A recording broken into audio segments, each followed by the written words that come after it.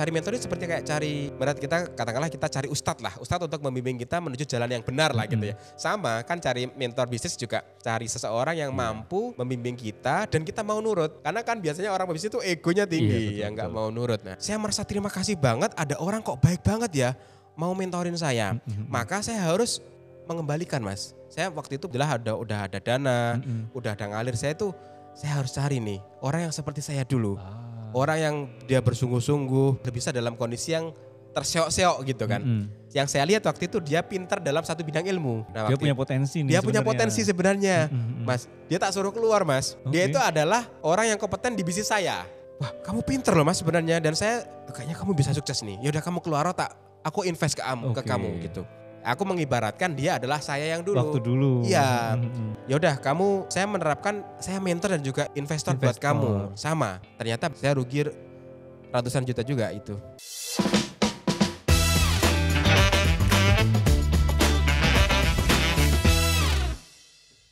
Assalamualaikum Sobat Pecah Telur. Ketemu lagi di ruang tamu Goayeng. Sekarang settingnya nih berdua lagi, saya sama Mas Agung. Kali ini kita pengen ngobrolin tentang peran pentingnya seorang mentor. Mas Agung, Ya. Berdasarkan pengalaman pribadi ya Mas, waktu jalanin bisnis itu rasanya itu kan ada roller coasternya. Betul. Apalagi ada waktu-waktu itu kita rasanya kesepian, ada rasa sendiri gitu loh. Menurut Mas Agung, kaitannya dengan mentor ya, ketika ada mentor kan menurut saya ada teman atau sosok yang kita ajak diskusi. Ya. Kalau buat Mas Agung sendiri, peran mentor bisnis itu seperti apa? Ya. Jadi peran mentor itu menurut saya sangat penting, Mas Surya. Penting banget. Jadi kita perlu definisikan ini, biar nanti teman-teman tidak salah memahami kata-kata mentor. Jadi apakah dengan kita melihat video, melihat tutorial di YouTube, melihat pembelajaran, apakah itu juga disebut mentor atau benar-benar mentor itu yang benar-benar ngedampingi kita, melihat progres kita, melihat report kita, itu dikatakan sebagai mentor. Nah, ada juga soalnya di luaran sana banyak orang kayak ayo ini free mentoring dengan saya. Nah, yang dimana kadang-kadang itu bukan mentoring sebenarnya, tapi kayak video pembelajaran, kemudian tidak bisa melihat progres secara daily. Nah, jadi menurut saya yang mentor jadi memang ada level-levelnya menurut saya. Jadi tapi kalau dalam bahasan kita kali ini menurut saya Mas Surya, itu benar-benar mentor yang benar-benar ngawasin kita. Dampingi. Jadi dampingi betul, melihat progres kita, setiap bulan kita dilihat reportnya, bagaimana bisnismu bertumbuh enggak, omsetnya gimana, profitnya gimana, stoknya bagaimana, begitu. Itu benar-benar yang saya katakan sebagai mentor. Mentor itu yang seperti itu? Kalau saya iya. Tapi kalau kita melihat YouTube itu juga boleh ya kayak mini mentor ya, atau kita pembelajaran apa ya, itu yang berbeda gitu. Kalau yang berarti kita sepakat lingkup ya ini yang kita sekarang ini adalah orang-orang yang benar-benar ngedampingin kita, melihat kita, progres kita benar-benar dipantau, itu benar namanya mentor lah. Mentor gitu. Yang dalam cakupan bahasan kita kali ini ya. Itu Mas Agung itu pernah ngerasa butuh mentor itu pas momen apa Mas? Ya, jadi mentor itu sebenarnya saya melakukan usaha itu sudah agak lama Mas Surya. Bahkan sejak SD pun itu sudah melakukan dagang lah, jualan es gitu ya, es keliling waktu kecil. Kemudian juga SMK juga jualan koran pernah. Terus jualan di waktu kuliah juga jualan vandel. Banyak jualan yang saya lakukan. Yang itu semuanya dulu tidak punya mentor gitu ya, tidak punya benar-benar orang yang ngedampingin. Ya melihat dulu kan sering melihat juga video motivasi, melihat juga orang-orang biografi orang-orang sukses, kemudian terinspirasi, mencoba sendiri jualan, mencoba sendiri usaha begitu. Nah, saya benar-benar merasa dimentorin, merasa menemukan mentor saat itu ketika saya bisnis fashion Mas. Oh yang fashion. Jadi fashion itu karena kan dalam record saya usaha yang agak gede sebelumnya itu kan nama jualan artikel Agung Group Content Creator, menjadi penulis itu juga agak gede tapi nggak bisa panjang gitu, nggak bisa gede banget. Terus saya mulai banyak dapat masukan, kayaknya butuh mentor deh, butuh mentor dari teman-teman. Kayaknya kalau dimentorin enak. Waktu itu saya begini Mas strateginya. Jadi memang tidak semua orang itu bisa mengakses mentor dan tidak tidak tahu mentornya siapa, kemudian aku harus belajar kemana ini, mulai dari mana. Nah waktu itu saya begini Mas, ketika saya memutuskan bisnis hijab, diawali kan istri saya bisa jualan hijab, kemudian saya menjadi produsen hijab dan berkolaborasi dengan salah satu konveksi hijab di Tulungagung. Akhirnya kita membuat brand namanya Swarga Hijab. Ketika saya waktu itu kayaknya ini adalah lahan yang benar-benar saya itu blank. Bagaimana membuat brand yang bagus, memasarkan brand yang oke gitu. Saya harus mencari mentor gitu. Timbul keresahan dalam diri saya harus berani mentor karena saya nggak tahu jalan dalam bidang ini. Akhirnya apa yang saya lakukan? Saya waktu itu butuh modal juga Mas. Karena waktu itu saya jualan PO dan jualan PO itu lebih cenderung susah. PO itu pre-order Mas. Jadi saya bikin gambar, ada gambar begitu, saya jualan, oh ini yang mau order PO ya 7 hari. Bener laku tapi agak susah. Dan saya nggak punya modal waktu itu. Saya berarti ada dua kebutuhan. Saya butuh investor, saya butuh mentor. Akhirnya saya gabung Mas. Bagaimana kalau saya bikin program investasi, tapi juga yang saya tawarkan ini sekaligus jadi mentor. Nah jadi saya mencari investor dan mentor itu pertama kali saya menemukan konsep investor dan mentor dan ternyata dapat. Dapatnya begini. Waktu itu kan saya punya teman-teman orang-orang yang saya anggap bisa jadi investor Mas. Kalau investor aja kan mudah carinya. Orang yang memiliki modal lebih, modalnya nggak dipakai berputar itu bisa kita tawari investasi kan. Apalagi investasi saya menarik waktu itu harga hijab masih tinggi. Dulu Mas, hijab itu katakanlah modalnya 120 bisa jualnya 360. 3 kali lipat dari harga modal. Jadi untung sekali gitu ya. Wah ini dijadikan program investasi banyak yang mau begitu ya. Saya mengelis teman-teman saya yang kaya. Oh ini ada orang yang kaya dari dokter spesialis misalnya. Wah saya punya teman dokter spesialis kandungan dia kaya. Tapi nggak saya tawarin. Karena ini jadi investor aja nggak bisa jadi mentor. Kemudian ada orang yang sukses karena dia jualan alat-alat pertanian, misal jual pupuk, jual alat pertanian, saya punya teman seperti itu, tapi nggak saya tawari investasi. Nah kategori yang menurut saya cocok jadi mentor adalah orang yang sukses karena usaha online. Karena usaha saya adalah usaha online. Jadi saya mengelis Mas, jadi calon investor saya adalah orang yang sukses jadi jualan online gitu. Saya list Mas datanya. Waktu itu yang mungkin orang respect terhadap saya, orang yang percaya kepada saya, 6 orang. Oh gitu. Iya. Ya lumayan banyak sih Mas, termasuk banyak kan? Iya lumayan banyak karena waktu itu saya cukup banyak teman lah gitu ya. 6 orang. Nah akhirnya saya datangin satu persatu. Satu persatu ternyata ada yang kasih masukan, Mas ini tawaran investasimu salah. Gitu. Jadi ini waktu itu saya kan mintanya murah banget ya, investasi cuma 10 atau sampai 20 juta. Nanti kalau 10 sampai 20 juta uangnya habis, lantas gimana? Bagaimana kalau kamu butuh modal lagi? Oh saya ubah. Jadi saya buat termin investasinya. Jadi waktu itu saya buat termin 50, 150 juta totalnya. Jadi awalan 50 juta. Kalau nanti berhasil, di titik keberhasilan saya deskripsikan, orderan udah mulai banyak, nanti kita termin kedua. Saya gambarin lagi, termin ketiga, sampai ke termin ketiga 150 juta. Dan ternyata dari 6 orang tadi ada 2 yang mau. Nah ada 2 teman saya yang mau, dan itulah menjadi mentor dan juga investor saya. Dan walaupun 2 orang mau, tapi dia mau memberikan sejumlah investasi yang saya butuhkan, senilai 150 juta itu dalam 3 termin.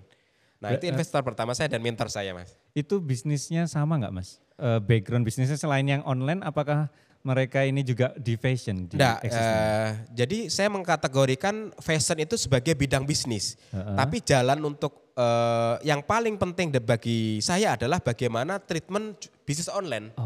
Jadi apapun bidangnya, kalau orang punya background bisnis online yang baik, paham branding, akan lebih mudah daripada orang yang tadi saya bilang dokter spesialis, ada orang yang jualan sembako atau jualan, kan beda banget gitu loh. Kalau online masih cenderung relatif mirip gitu Mas, walaupun bidangnya mereka tidak pernah jualan fashion. Berarti nggak harus tentang bidang bisnisnya ya? Ya, caranya aja, cara mereka Cara untuk mendatangkan eksekusi. traffic, cara mereka maintenance customer begitu. Itu karena Mas Agung ngerasa punya kelemahannya di bidang itu dan yakin tentang masalah produknya atau gimana Mas? Iya, jadi saya merasa itu adalah proyek yang menurut saya besar karena melibatkan modal yang banyak Ya. dan harus gede. Dan saya buta gitu ya tentang branding, tentang bagaimana ngiklan, tentang bagaimana mendatangkan traffic, manajemen dan sebagainya dan butuh teman ngobrol aja. Dan benar Mas, ketika saya mendapatkan investasi pertama kali saya sudah melakukan kesalahan. Oh gitu? Iya, jadi waktu itu lucu Mas ini kisahnya. Jadi waktu itu saya mendapatkan, singkat cerita dapat investasi pertama 50 juta. Saya benar-benar diajarin teman-teman itu disiplin keuangan banget. Oh, oke. Contoh ya. Misalnya kita ngeprint nih, ngeprint itu kalau investnya cuma satu, kan kadang-kadang kita ngeprint satunya selebihnya dibuat. Oh iya. Itu nggak boleh. Jadi benar-benar ngeprint satu invoice gitu ya, kan masih bisa bawahnya kosong itu digunting Mas, nanti dipakai lagi. Segitunya untuk efisiensi. Efisiensi di awal-awal dan itu saya belajar banget. Oke. Karena salah satu mentor waktu itu juga disiplin terhadap keuangan dan ternyata benar 3 tahun usaha kita berjalan, kita selamat karena disiplin keuangan. Yang itu diajarkan banget di awal. Saya melakukan satu kesalahan. Saking senangnya saya Mas, dulu itu saya bikin hadiah kepada investor itu. Jadi, saya bikin hadiah gambar dari pasir. Yeah. Jadi saya nggak bilang ke mereka. Jadi saya, Mas, aku lihat foto profil mereka di sosial media mereka, saya ambil gitu. Yeah. Saya buat gambaran dari pasir. Dulu saya punya teman yang dia itu bisa gambar dari pasir, Mas. Jadi kayak grading pasir gitu. Dan ini, wah ini bagus ini, tak kasih hadiah biar dia suka. Yeah. Salahnya saya pakai uang investasi mereka untuk hadiah ke mereka. Gitu. Terus responnya mereka gimana waktu itu? Saya seneng banget, wah bagus ini, tak terus investor swarga hijab gitu ya. Tak terus dan tak kasih dan ternyata apa, saya dimarahin. Mas ini belum apa-apa, saya kok sudah buang-buang uang gitu. Saya sudah buang-buang uang ini gak penting, apalagi ini pakai uang investor. Investasi kita digunakan untuk ini. Akhirnya apa, saya suruh ganti. Saya disuruh ganti. Jadi ya udah saya ganti, siap komandan, saya siap belajar gitu. Memang harus sedetail itu itu, benar-benar diawasin gitu. Nah kalau Mas Agung misalnya, kalau di Pecah Telur juga ada mentor gak ini Mas? Kalau Pecah Telur saya malah kebalikan Mas. Gitu? Kebalikan ya, jadi Pecah Telur itu saya merasa sudah, nanti ada sisi jeleknya mentor gitu ya. Jadi maksudnya sisi jeleknya mentor, investor ini bukan sisi jeleknya mentor tapi sisi jeleknya investor. Oke. Jadi sisi jeleknya investor itu kita tidak bisa berekspresi terlalu liar, kita tidak bisa berkreasi terlalu Jadi nggak terlalu bebas. Bebas, apalagi ini di bidang kreatif. Nah, kalau di Pecah Telur saya karena ini bidang kreatif dan yang paling tahu tentang bidang kreatif adalah ya kita sendiri dan partner saya. Saya nggak pakai gitu ya. Tentang rasa karena tentang selera dan rawan terjadi konflik selera. Jadi ya udah untuk Pecah Telur saya nggak pakai investor. Tapi saya pakai mentornya lebih ke diskusi Mas. Jadi menurutku mentor itu dibutuhkan ketika di awal-awal Mas. Ketika orang belum pernah mengerjakan proyek yang sukses atau boleh dibilang dia belum punya story sukses. Jadi dia belum tahu rasanya sukses, dia belum tahu rasanya pegang uang banyak, saya kira butuh. Tapi kalau sudah pernah dia sudah tahu nih. Sudah tahu polanya, sudah tahu nanti belok-belokannya, tinggal nanti itu cari ilmu-ilmu yang sifatnya spesifik, tidak benar-benar yang mengedampingin kita gitu. Menurut saya gitu. Kalau misalnya ada orang, tadi kan Mas Agung bisa datangkan mentor sekaligus investor ya. Itu menurut saya juga kombinasi unik. Cuma nggak semua orang punya fasilitas kayak gitu. Mas Agung bisa sharing nggak tips untuk nyari mentor? Ini kondisinya dia juga baru mulai bisnis, dia nggak tahu harus mulai dari mana dan koneksi anggap aja juga minim. Kalau ada orang kayak gitu, Mas Agung ngasih tipsnya seperti apa? Iya, tadi malam saya ngisi Zoom Mas di membership Pecah Telur di beberapa all level Pecah Telur saya ngisi Zoom. Ada juga yang bertanya gitu. Mas bisa nggak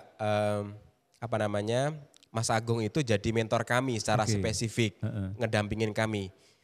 Saya bilang saat ini belum bisa karena keterbatasan kami dan juga karena di membership ini kan sangat murah ya Mas, 20.000 dan jadi kayak belum bisa kita menyediakan mentor yang benar-benar ngedampingin spesifik. Nah, bagi teman-teman yang pemula banget, terus dia tanya gini, Mas, kita itu kalau mau dimentorin orang atau ngerayu orang untuk mementorin kita, apakah dari awal kita ada mentor supaya bangun pondasi atau kita mesti punya value dulu biar orang mentor mendekat? Gini, dua-duanya bisa. Kalau Masnya atau teman-teman itu punya biasanya kalau dari pondasi itu punya kedekatan emosional Mas. Entah dia ayah kita, entah dia itu saudara kita, orang yang ingin melihat kita sukses, maka dia mau mentorin kita dari awal banget. Atau orang yang punya, atau misalnya ya, saya punya ayah, punya keluarga, di mana ayah saya ini atau keluarga saya itu berjasa kepada dia. Dan dia ingin balas jasanya kepada keturunan ayah, which is saya kan. Nah itu juga bisa, dia mau ngedampingin dari awal. Bentuk kamu atau ada hubungan-hubungan tertentu yang bisa itu dilakukan. Dan itu kayaknya kalau nggak punya emosional seperti itu agak relatif susah di sekarang gitu ya.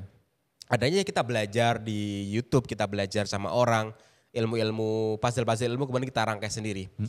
Tapi hari ini itu yang paling umum dan paling bisa dilakukan adalah kita create value dulu.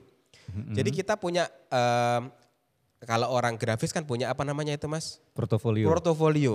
Jadi kita harus punya portofolio dulu. Dulu ketika kita juga dibangun dari orang biasa, dari orang nggak ada, kita bangun portofolio. Nah, bangun portofolionya dengan apa? Dengan kita berinteraksi dengan orang itu dengan baik. Kita bangun interaksi, pasti kan kita punya teman kan? Punya teman, apalagi teman orang yang komunitas waktu dulu, saya di Tulungagung ada namanya komunitas blogger Tulungagung. Ya udah kita tunjukkan bahwa kita itu orang yang serius belajar. Kita diajarin itu ya, oh gitu ya kita praktekkan. Dan lantas orang-orang yang saya tawarin itu bukan orang yang saya kenal seketika, dia adalah orang yang berinteraksi saya lama dan mengetahui saya lama gitu loh. Jadi kita bangun kredibilitas, sampai akhirnya saya ini dipandang mereka orang yang bisa dipercaya. Dan bukan hanya orang yang bisa dipercaya, dipandang orang yang bisa mengembangkan bisnis. Nah, dua hal itu, dipercaya dan orang yang dipandang mampu untuk mengembangkan bisnis. Kalau salah satu di antara itu nggak bisa. Kalau kita dikategorikan orang amanah, tapi kita nggak punya dipercaya orang bisa mengembangkan bisnis ya nggak bisa. Dia amanah, bener dia amanah, tapi uang kita nggak dibawa kemana-mana. Atau salah satunya, kita dipercaya mengembangkan bisnis, tapi kita nggak amanah. Ya malah bahaya, uang kita bisa dibawa lari, ya kan? Jadi harus dua-duanya.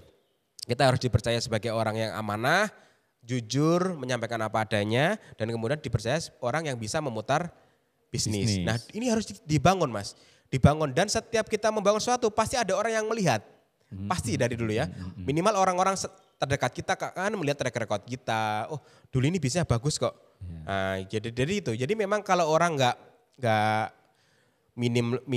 minimal fasilitas ya dimulai dari minim fasilitas. Bangun value-mu, bangun portofoliomu. Coba bikin sesuatu yang dari nol dulu. Nanti lama-lama akan dinotis orang.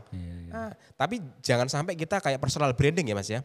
Jadi orang pengen cepat dapat investasi dia dengan mencitrakan dia baik dan juga mencitrakan dia pintar ngelola uang. Endingnya apa? Endingnya bakalan jatuh. Misal dia nggak sesuai dengan yang dia personalkan. Tapi secara umum ketika kita kayak gitu loh Mas. Kita berinteraksi dengan mereka, kita bersosial media dengan baik. Ya selayaknya kita ada kiriman, kita storyin. Oh alhamdulillah. Kan orang kan notice Mas. Oh ini. Dan berakhir dengan kita tidak ada berita buruk tentang kita. Jadi insya Allah juga baik-baik saja. Mas tadi yang menarik itu Mas Agung ngomongin tentang habis Zoom sama teman-teman di membership. Memang di membership itu nanti ada ini enggak Mas? Kelas-kelas atau panduan untuk mencari mentor maupun investor? Ya, jadi pengalaman saya Mas, jadi bagaimana saya meng-approach investor sekaligus mentor, terus bagaimana supaya mereka yakin juga laporan keuangannya bagaimana, nanti rapatnya bagaimana, bagi hasilnya berapa, bagaimana biar dia kayak, kan ini 150 juta ya, bagaimana kita itu juga Mas, bagaimana meyakinkan mereka ini tidak rugi. Dan kalaupun toh rugi, rencana terjeleknya bagaimana? Itu juga ada Mas. Jadi saya mau sharing ke teman-teman member. Jadi sudah saya tulis detail perjalanan. Jadi setiap perjalanan itu saya buat detail-detail dan ilmu apa aja yang perlu dikuasain itu saya masukkan di membership. Untuk yang ilmu ini saya masukkan di level blueprint bisnis. Itu level 2. Dan level 2 itu bayarnya cuma 50.000 aja. Jadi sangat terjangkau bagi teman-teman. Mungkin juga insya Allah investasi yang tidak rugi ya teman-teman. Nanti bisa join di membership. Dan nanti insya Allah satu grup dengan saya. Kalau misalnya dikonversi sebenarnya kan 50.000 itu makan cuma paling sehari aja 3 kali gitu kan Mas. Ya. Kalau ini kan 50.000 sebulan Sebulan ya? Betul. Jadi kan value-nya juga tinggi sih menurut saya. Jadi banyak juga yang gak ngerti bulanan gitu Mas. Tapi gini Mas kalau di kami. Kalaupun toh hanya daftar sebulan nggak apa-apa Mas. Dan itu tetap bisa gabung grup karena sebenarnya kita ingin bentuk komunitas maksudnya. Jadi walaupun teman-teman nanti cuma gabungnya sekali bayar 50.000 aja, dapatnya apa ya? Dapat video-video yang kita sediakan untuk member dan juga dapat kita satu grup yang sama. Artinya apa? Intinya suatu ketika kalau nanti ini kan butuh waktu yang panjang, saya ingin bentuk komunitas supaya teman-teman nanti bisa kayak ya walaupun tidak bisa mendapatkan mentoring secara pribadi, minimal bisa tanya-tanya di grup lah. Saling sharing. Saling sharing gitu aja. Di situ. Jadi buat teman-teman yang bingung mau mulai dari mana, ini bisa nih ada langkah praktisnya adalah dengan join membership. Insya Allah nanti dari sana bisa ketemu jalan-jalan selanjutnya. Ya, caranya bagaimana? Ini nanti di bawah itu kan ada subscribe ya Mas, teman-teman klik subscribe. Nah setelah tulisan subscribe nanti ada tulisan gabung atau join. Kalau sudah teman-teman sudah subscribe, nanti di bawah nama channel ada tulisannya join atau gabung. Itu tinggal klik aja nanti akan tinggal pilih nanti level mana. Kalau yang ini level 2. Ya. Oke Mas Agung. Iya tadi itu komunitas itu bisa menurut saya ngena banget. Saran tips untuk datang ke komunitas untuk bangun koneksi, relasi. Nah setelah masuk komunitas Mas, kita kan nanti ketemu beberapa orang. Dan dalam rangka mencari mentor ini kita juga perlu selektif. Betul. Menurut Mas Agung kriteria mentor yang baik itu untuk saringan kita itu seperti apa Mas? Ya tadi kalau case saya tadi kan orang itu paham di bidang yang sesuai dengan kita. Itu juga kalau ada lebih baik. Tapi minimal seenggaknya ada 2 syarat Mas. Jadi mentor, kadang-kadang seorang pengusaha itu kan ngeyel Mas. Dibilangin dia iya tapi dia secara dalam hati dia enggak kan gitu kan. Jadi menurut saya seorang mentor itu memiliki 2 syarat. Dia bisa mengarahkan jalan kepada kita dan kita mau nurut. Jadi itu syaratnya. Jadi dia tahu jalan, dia pernah dia tahu jalan untuk menuju sukses dan kita mau nurut. Kalau dia tahu jalan menuju sukses sedangkan kita nggak nurut, itu juga nggak terjadi, nggak sinkron gitu ya. Nah itu harus yang relate dengan yang kita nyaman, yang kita respect juga value-value-nya kita sama atau dari komunitas yang sama, menjunjung sebuah nilai yang sama. Atau dari sebuah majelis taklim yang sama. Jadi kan kayak kita itu kayak sebenarnya kan cari mentor itu seperti kayak cari guru ya Mas ya. Cari guru yang berat kita katakanlah kita cari ustadz lah. Ustadz untuk membimbing kita menuju jalan yang benar lah gitu ya. Sama kan cari mentor bisnis juga cari seseorang yang mampu membimbing kita dan kita mau nurut. Itu loh. Karena kan biasanya orang bisnis itu egonya tinggi yang nggak mau nurut. Nah. Jadi harus itu. Jadi tadi ada 2 itu yang mesti untuk nyaring kita. Apakah kita juga mau gitu ya. Nah kalau dampak yang Mas Agung rasain waktu punya mentor, contoh real dampak positifnya ceritanya yang pernah Mas Agung rasain itu ada nggak Mas yang bisa dibagiin? Iya, jadi memang dampaknya kita lebih ngerasa terbantu ya Mas ya, terbantu, terdampingi dan bahkan dalam sejarah dalam saya berkali-kali bisnis ya, Swarga Hijab itu adalah usaha yang paling gede waktu itu. Paling gede dan untungnya lumayan. Dalam waktu 3 tahun kan saya bisa 300 penjahit ya, 300 karyawan yang kita kelola. Tapi memang harus berakhir, tapi berakhirnya juga berakhir bahagia gitu ya, baik dan bahagia. Jadi dampaknya luar biasa. Jadi kita merasa ada yang kayak, kalau kita pusing Mas, saya tinggal ngajak ngopi mereka. Oh gitu ya. Dan ketika saya curhat, kita nggak perlu menerangkan dari awal karena dia sudah tahu kondisinya. Udah ngikutin. Ya, Mas ini saya pusing, ini gimana? Dan kadang-kadang kita kan memandang dari satu sudut ya. Tapi kalau orang lain dan paham kondisi kita, dia bisa melihat dari banyak sudut. Dan notabene dia sudah tahu jalan menuju sukses. Jadi kayak sudah lebih enak begitu loh. Kalau ngomongin kesalahan nih Mas, pernah nggak sempet waktu nyari mentor terus salah orang? Ada pengalaman Mentor kayak gitu nggak? salah Jadi orang. kesalahan umum ketika memilih mentor gitu misalnya. Kalau saya belum pernah sih Mas. Jadi pas ya. Karena kan kita yang approach ya. Kita yang udah berarti otomatis sudah kita seleksi. Iya, kita seleksi yang benar-benar kita ajak untuk jadi dengan mentor. kriteria itu tadi. Kalau salah mementori pernah. Oh jadi ini menarik nih. Berarti sekarang dari sudut pandang Salah mentornya. mementori. Nah, ya. Bukan yang belajar tapi yang ngajari. Ya, Itu gimana ceritanya Mas? Jadi dulu itu saya kan sangat merasa bersyukur ya Mas dengan adanya mentor itu. Bahkan saya itu sampai waktu itu ya mendengarkan ada sebuah lagu yang pengen saya nyanyikan di hadapan para mentor-mentor itu sampean. Gitu. Saya berimajinasi gitu. Saya pernah tahu lagunya Mario Giklau yang judulnya Terima Kasih. Nah itu kayaknya belum lahir. Itu baru loh Mas, itu bukan yang dulu-dulu banget. Mario Giklau itu kan belum. Jadi salah satu lirik yang bikin saya selalu merinding dan kemudian kadang-kadang di situasi sunyi saya kadang-kadang menetes air mata adalah kau yang percaya padaku terima kasih, kau yang tidak percaya padaku terima kasih. Itu refnya. Yang nggak percaya juga terima kasih. Terima kasih, karena dia membentuk mental kita. Karena tadi kan 6 orang Mas, saya ketolak 4 kali. Ketolak 4 kali dan yang terima 2 orang. Jadi yang kadang-kadang saya ketika dinyanyiin lagu itu, kau yang percaya padaku terima kasih itu saya membayangkan 2 orang yang menerima. Tapi ketika kau yang tidak percaya padaku terima kasih saya membayangkan 4. Bukan berarti saya agak suka mereka ya. Itu sekarang juga teman saya juga gitu. Tapi terima kasih atas walaupun awalnya sedih kan ditolak gitu kan. Saya sangat spesial dengan lagu itu Mario Giklau terima kasih teman-teman nanti coba lihat. Itu lagu kemenangan dia waktu dia jadi juara sebuah ajang kompetisi lagu. Dia bikin lagu dan itu aku relate dengan lagu itu. Nah, saya merasa terima kasih banget ada orang kok baik banget ya mau mentorin saya. Maka saya harus mengembalikan Mas. Saya waktu itu punya ketika alhamdulillah udah ada dana, udah ada ngalir saya harus cari nih orang yang seperti saya dulu. Orang yang dia bersungguh-sungguh, kemudian dia beneran gitu, bisnis beneran dan dia kalau bisa dalam kondisi yang terseok-seok gitu kan. Nah, saya yang approach Mas. Saya yang approach. Ini ternyata nggak berhasil. Kalau yang approach dari mintinya, orang yang mau dimentorin, dia punya semangat juang factor yang luar biasa.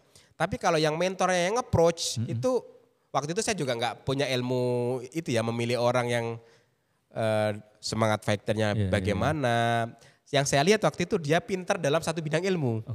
Nah, dia punya potensi nih. Dia punya potensi sebenarnya, Mas. Dia tak suruh keluar, Mas.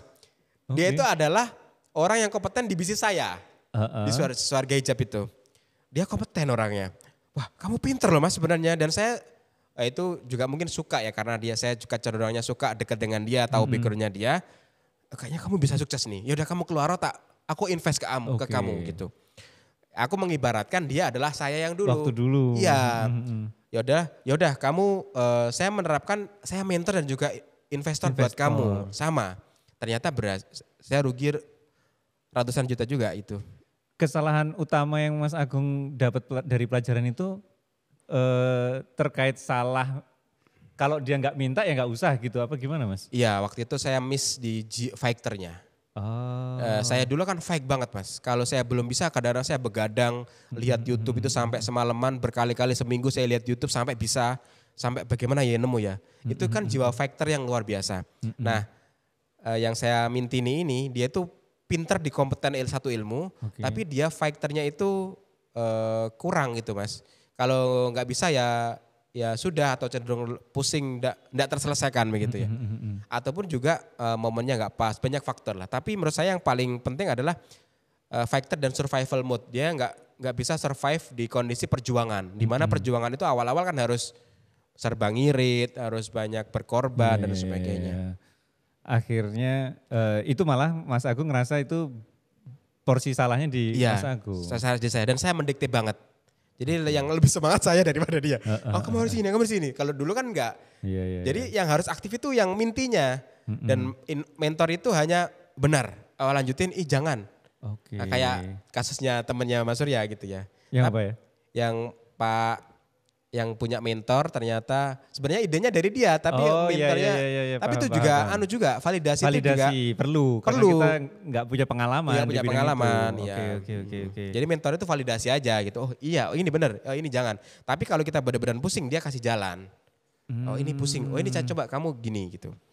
Nah kalau ada yang pengen dimentori Mas Agung nih, ya. Sebagai mentor, pendekatan yang Mas Agung senengi itu kayak apa sih Mas? Orang yang nanti deket ke Mas Agung buat propose ide atau butuh pendampingannya Mas Agung. Karena menurut saya penting untuk tahu dari sudut mentor. Oh orang ini seneng kalau approach-nya seperti ini. Kalau menurut Mas Agung gimana itu? Hari-hari ini juga saya banyak yang approach sih Mas, secara tidak langsung ya. Banyak karena juga mungkin sekarang nongol sama Mas Surya, sering ngobrol bisnis dianggap bisa gitu ya. Tapi ya alhamdulillah banyak yang mendekati gitu, yang approach. Saya senang-senang aja. Jadi yang aktif Mas, dan dia aktif dan memiliki produk yang bagus. Aktif itu itu kan sudah mengartikan dia itu punya fighter. Dia seorang yang benar-benar mengupayain untuk bisa ketemu dengan kita, bisa untuk ngobrol. Dia benar-benar mengupayakan untuk itu boleh juga tolak ukur kita, dia itu fighter, dia pejuang gitu ya. Dia tidak yang pasif terus yang segini aja atau kalau nggak ketemu ya sudah gitu. Yang kedua dia punya good produk gitu ya. Kita bisa memandang produk ini bisa jadi sesuatu yang menarik begitu ya. Kalau dia aktif dan saya tidak bisa melihat produk ini jasanya ini tidak bakal sesuatu jadi, ya mungkin ya silahkan cari yang lain. Karena saya belum bisa melihat sisi baik dari produkmu ini, produk atau jasa ini saya nggak tahu. Karena saya nggak punya background database histori sukses tentang ini gitu ya. Atau saya sendiri atau melihat orang lain. Tapi kalau saya melihat dia fighter, semangat luar biasa, dan dia punya good product yang bisa saya melihat, produk ini bisa jadi nih. Nah itu oke nih gitu. Berarti daya juangnya itu jadi kunci. Iya, kan? Daya juang kunci. Nah, ini terakhir nih Mas, untuk mengelola waktu ditolak, kan tadi Mas Agung cerita 4 kali approach baru diterima yang ke-5 dan ke-6 ini ya. Ngelola rasa itu biar enggak terus down, tapi malah tetap nyari 1, 2, 3, 4 ini masih jalan terus, itu kalau Mas Agung gimana tipsnya? Dulu itu Mas, saya itu merasa hari ini tuh lebih lembek daripada dulu. Malah gitu? Dulu itu saya kuat banget. Ditolak nggak apa-apa, ditolak itu biasa, cuek gitu ya, cuek aja, ya udah cuek gitu ya. Kalau sekarang lebih cenderung karena mungkin sudah di zona yang berbeda dari dulu. Dulu saya memiliki spirit juang itu yang mungkin tinggi sekali. Saya pernah memasarkan produk itu sampai saya pernah jualan karena dulu keripik 3 rasa. Jadi keripik rasanya ada rasa nanas, ada rasa sapi panggang sama rasa apa. Jadi keripik 3 rasa dalam satu kemasan. Saya menawarkan kan titip-titip di warnet, titip di sekolahan kantin gitu ya. Waktu itu ada warnet yang menolak. Dulu kan masih zaman warnet, sekarang kurang laku ya. Iya, paling buat game ada. Ya, saya ditolak Mas itu. Saya nggak bisa, di sini nggak ada snack, di sana nggak ada snack. Alah Pak nggak apa-apa Pak, coba aja Pak. Nggak bisa loh Dek, di sini nggak ada. Pak nggak ada ruginya loh Pak, ini nitipin ini. Sampai debat berkali-kali sampai orangnya nyerah. Ya udahlah nggak apa-apa. Dan itu adalah satu-satunya snack di tempat warnet itu. Karena dia memang nggak mau ribet. Dan karena saya ngengkel aja dia mungkin sudah capek. Jadi memang saya itu dulu punya jiwa juang yang luar biasa. Dan ketika ditolak itu nggak down aja biasa gitu. Cuma ngebayangin ditolak, akhirnya sekarang jadi merasa down gitu loh. Bukan merasa down, merasa dulu itu pernah ditolak ya. Kayak nelongsonya baru nelongso. Tapi nelongso nikmat gitu loh. Bukan nelongso yang sedih kemudian down juga enggak. Nelongso nikmat. Berarti kalau tips ngelolanya waktu ditolak itu karena yang bikin kuat Mas Agung adalah percaya sama produknya Mas Agung. Saya percaya sama produk dan saya yakin mau ada yang nerima gitu. Berarti kalau kita down, berarti kita sendiri aja kurang yakin dengan produk kita sebenarnya. Bisa jadi ya, betul juga sih Mas. Kalau yakin harusnya ya tetap diperjuangkan. Betul. Oke. Salah satu yang bikin saya antusias adalah ini adalah potensi yang gede. Jadi saya ibaratnya saya bawa potensi yang gede, kalau orang yang nolak dia akan rugi gitu ya. Dia nolak dia akan rugi. Jadi saya pede aja, ini potensi gede kok, dan beneran saya buktikan, kita buktikan bareng-bareng gede. Selama 3 tahun alhamdulillah juga bisa mendapat penghasilan yang luar biasa juga bagi mentor dan juga investor itu. Karena juga lumayan begitu loh. Iya. Ini menarik sih. Karena perjalanan untuk ketemu mentor itu sesuatu yang personal kan ya Mas? Iya betul. Jadi nanti kalau memang Sobat Pecah Telur itu pengen kita ngobrolin tentang perjalanan seseorang untuk mendapatkan mentor, silahkan komen. Nanti kita akan bikin seri-seri lanjutan gitu untuk Mas perjalanan, untuk perjalanan mentor, mencari mentor. Nah ini juga menarik, Mas Surya kan belum saya kulik nih perjalanan bagaimana menemukan, kan pernah juga kan menemukan mentor. Unik juga, memang beda, maksudnya memang itu yang saya rasain kenapa personal perjalanan pencarian mentor. Jadi kalau memang ini nanti teman-teman tertarik, komen untuk kita akan ngulik-ngulik pengusaha sukses lainnya dan gimana cara mereka mendapatkan mentor tersebut. Tapi sebelum ke orang lain Mas Surya dulu. Oke. Nanti Mas Surya ya. Selanjutnya gantian Mas Agung. Siap, yang nanya-nanya. Saya pindah kursi. Oke. Siap Mas Agung, makasih banyak buat waktu sama inspirasinya. Teman-teman juga makasih banyak udah stay tune sampai akhir. Sampai ketemu lagi di ruang tamu Guayang selanjutnya. Wassalamualaikum warahmatullahi wabarakatuh. Waalaikumsalam warahmatullahi wabarakatuh. Makasih.